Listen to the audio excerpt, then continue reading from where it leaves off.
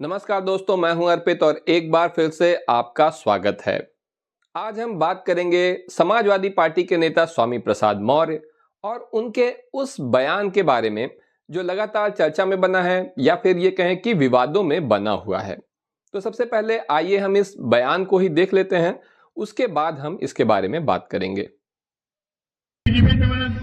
देखा सुना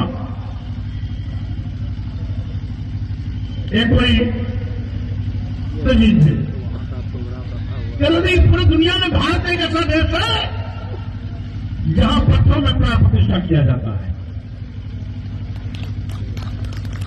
हमारे समाजवादी पार्टी के प्रवक्ता भी बैठे डिबेट में भागी, उन्होंने कहा सर जी तो अच्छा है, अपने परिवार में मरने वाले लोगों की जो लाशें होती हैं उसमें प्राण प्रतिष्ठा कर दो, हमें कभी मरने ही नहीं, अमर हो जाएंगे।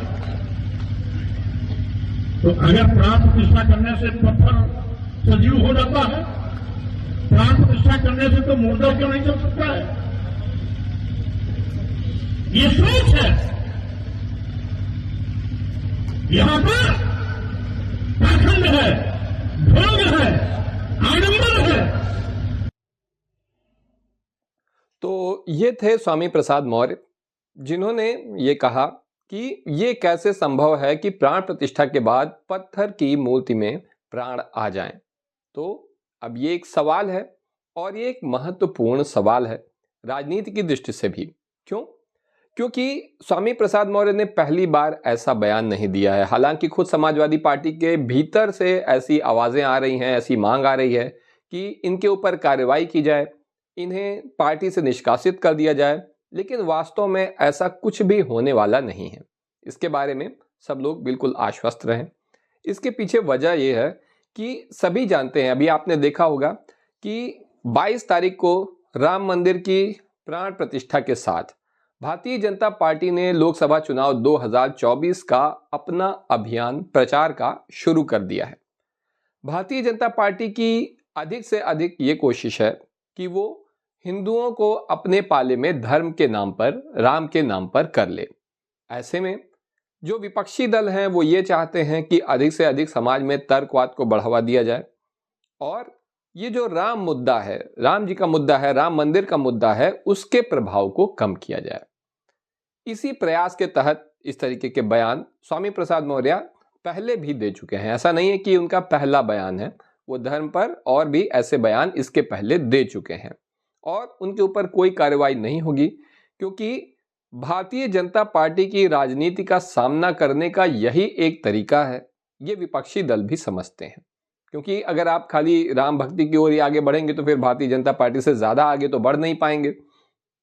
ठीक, उन्होंने तो इतना कुछ कर डाला है, तो जाहिर सी बात है कि आप कुछ ऐसा करें या इस चीज पर सवाल उठाएं।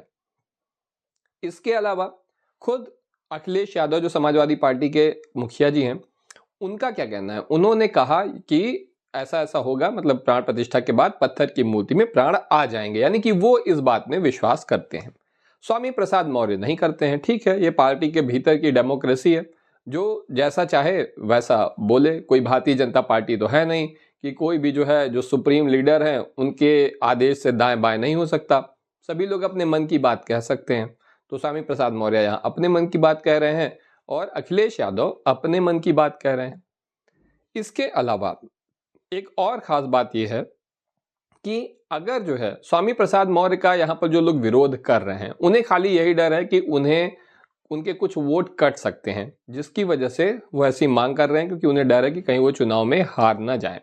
लेकिन मेरा ऐसा मानना है कि इसका फायदा ही मिलेगा समाजवादी पार्टी को, कोई नुकसान नहीं होगा। आप इस बारे में क्या सोचते हैं और स्वामी प्रसाद मौर्य के बारे में क्या सोचते हैं? देखिए, स्वामी प्रसाद मौर्य एक ऐसे नेता हैं जो कभी बसपा में थे, तब वो दूसरी तरीके की बातें करते थे। फिर वो भारतीय जनता पार्टी में गए और भारतीय जनता पार्टी जैसी बात करने लगे, उनके अंदर आस्था उमड़ पड़ी और वो धार्मिक हो गए। अब वो समाजवादी पार्टी में है तो वो फिर से जो है वैसी ही बातें कर रहे हैं कि जिससे आस्था उनके भीतर की समाप्त हो चुकी है। तो देखिए, नेताओं के पीछे बहुत गंभीर होने की जरूरत नहीं है। राजनीति को राजनीति की तरह लीजिए। हम देखते हैं, असल में ये बात हम इसलिए कह रहे हैं क्योंकि आप लोगों के जो कमेंट आते हैं तो हम देखते हैं कि बहुत से लोग बहुत भावुकता से लेते हैं राजनीति को। तो ये एक सही तरीका नहीं है। आप इनको बहुत गंभीरता से मत लीजिए। वो जो बात कह रहे हैं आप ये सोचिए कि वो कितनी सही है, कितनी गलत है। ठीक, नाराज ना होइए, नाराज नहीं हो जाना चाहिए हर बात पे। और इस बारे में आप क्या सोचते हैं पूरे मुद्दे के बारे में, जो भी स्वामी प्रसाद मौर्य ने कहा, सही कहा या गलत कहा, ये आप मुझे कमेंट सेक्शन में बताइएगा ज़रूर। आज के लिए बस इतना ही, धन्यवाद।